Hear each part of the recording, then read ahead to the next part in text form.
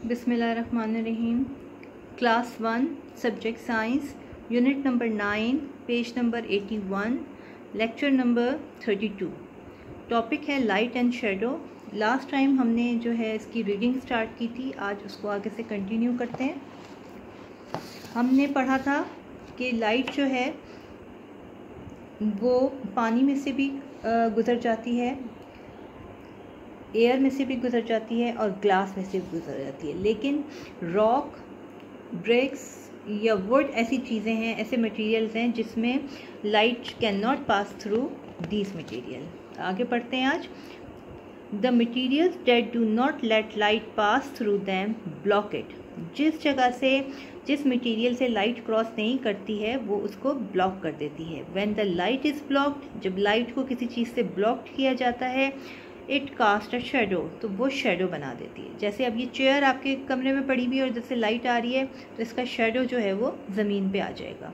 किसी भी चीज़ को आप रख के देख लें लाइट में, उसका शेडो जो है वो ज़रूर आएगा। ठीक है, यहाँ पे एक छोटा सा जो है वर्ड्स दिए हुए हैं कंप्लीट करने के लिए, सेंटेंसेस हैं, इसको बुक पे कर लेते हैं, लेकिन ये इम्पॉर्टेंट है। All light travels in straight, और आगे इन्होंने इस तरह से किया हुआ है, ये लिखा हुआ है लाइन्स, तो हम यहाँ पे लिख देंगे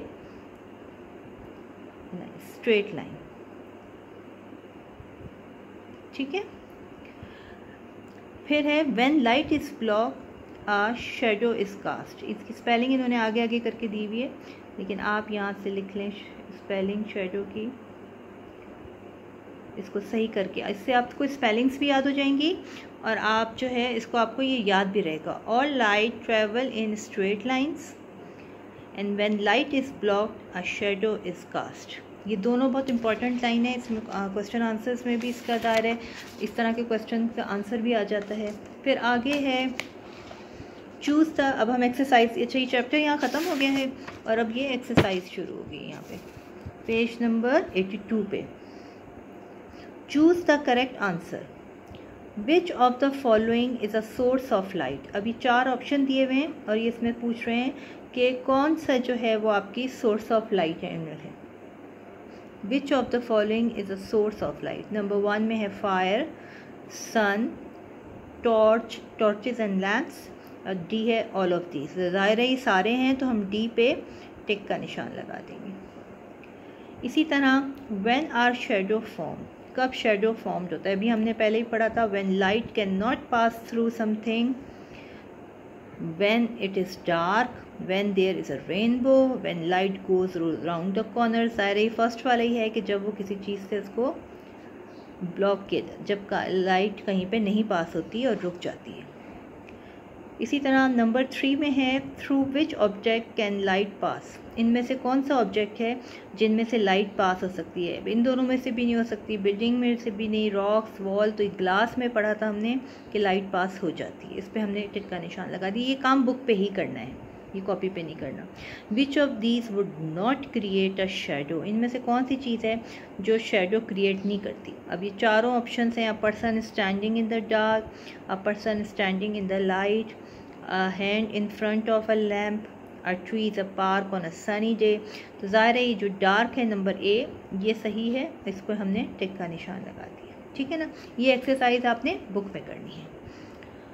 उसके बाद है choose the correct word from the boxes to complete the sentences below. इसी तरह ये फिल इन द ब्लैंक्स हैं, ये सारे fill in the blanks book में जितने भी हैं ये आपको अच्छे तरीके से याद करने हैं।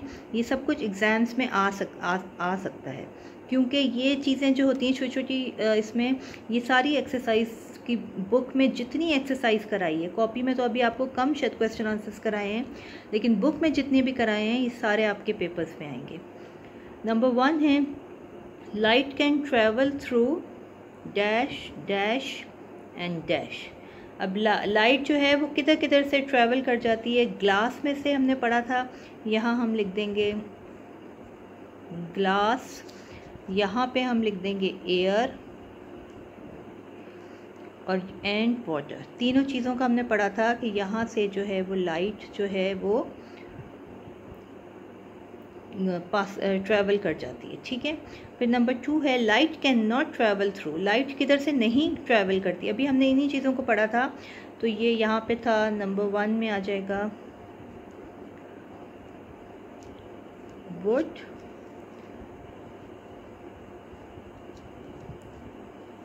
BRICS and metal. ये आप बुक पे कर लीजिए।